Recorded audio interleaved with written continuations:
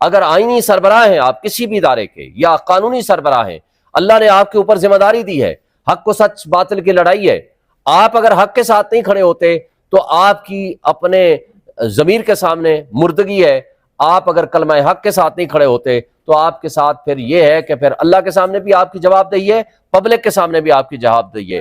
फैजाबाद धरना के 5 साल बाद अगर जिंदा हो गए, उन किरदारों का तयन हो रहा है, तो इंशाअल्लाह वो वक्त आएगा। मैं आपको एक बात बता दूं, बांग्लादेश ने जब अपने साबिक चीफ मार्शल एडमिनिस्ट्रेटर का एहतसाब किया, सजा दी, जब उन्होंने साबिक चीफ जस्टिस के खिलाफ सजा दी, तो आज बांग्लादेश तरक्की के रास्ते पे है। आपको ये एहतसाब का निजाम स्ट्रॉन्ग करना पड़ेगा, आपको आइन और कानून की बालादस्ती के लिए काम करना पड़ेगा, और जो शख्स आइन और कानून की खिलाफ वर्जी करेगा आप उनके खिलाफ एक्शन होना चाहिए। आपने कहा way forward, simple, free and fair election, लोगों को अपने फैसले करने का हक दे दें।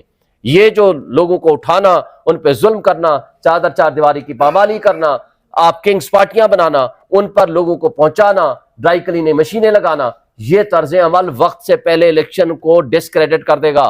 और इस डिस्क्रेडिटेड इलेक्शन में अगर आप जाएंगे तो जो हुकूमत बनेगी उसके ऊपर ना कोई इंटरनेशनल ट्रस्ट करेगी, ना कोई अपना सरमाया लेकर आएगा, और इस तरह की लूरी लंगड़ी हुकूमत बनेगी जो पिछले 16 महीने में इस मुल्क को तबाही के दलदल में धकेल के भाग गई है। एक डॉक्यूमेंट है, वो है आइन।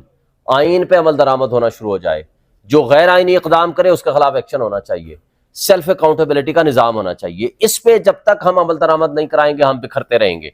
देखें, बात यह है कि 90 डेज का इलेक्शन का टाइम है। 90 डेज मींस 90 डेज, 91 डेज तक जो लेके जाएगा उसके लिए वो कॉन्स्टिट्यूशनल रीजंस देगा। खुदा न खास्ता कोई जंग की हालत हो गई है, खुदा न खास्ता कोई ऐसी कैफियत पैदा हो गई है जैसे बेनजीर भुट्टो की शहादत हुई थी, उस वक्त चलो 1 महीना डिले हो गया। लेकिन बात यह है कि आज क्या वजह है कि 13 महीने के लिए नॉमिनीज बैठे हुए हैं, बल्कि कुछ लोग तो ये कहते हैं हम 2-2 साल के लिए आए हुए हैं। बात यह थी कि जो शख्स भी गैर आईनी इकदाम करेगा उसको फैसिलिटेट करेगा, उसके खिलाफ एक्शन शुरू होना चाहिए।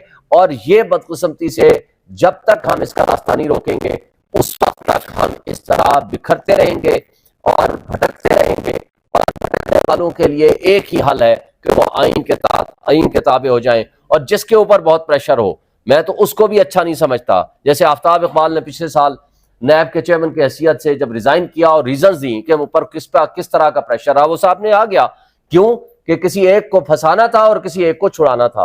लेकिन मैं उसको भी कमजोरी समझता हूं। उनके नोटिस में लेके आया और ये क्रेडिट पीटीआई को जाता है कि 25 करोड़ अवाम के लिए मुतहद होकर के हम इलेक्शन की एक आईनी जिम्मेदारी पूरे करने जा रहे हैं। सुप्रीम कोर्ट ने कहा था कि जो डेट होगी वो पत्थर पे लकीर होगी। मुझे उम्मीद है इंशाअल्लाह ताला ये देख, लिहाजा वो एक ड्रामा और मैनेज किया गया ताकि इलेक्शंस का अल्तवा हो सके और इस दौरान एक सुपर लाडला आ जाए, उनके मामला सीधे हो जाएं, ताकि फिर इलेक्शन की तारीख अल्तवा का शिकार हो जाए। और उनकी अभी भी नीयत नहीं थी ये इलेक्शन कराने की। अगर सुप्रीम कोर्ट इंटरफेयर ना करती तो शायद ये 2 साल भी ना कराते।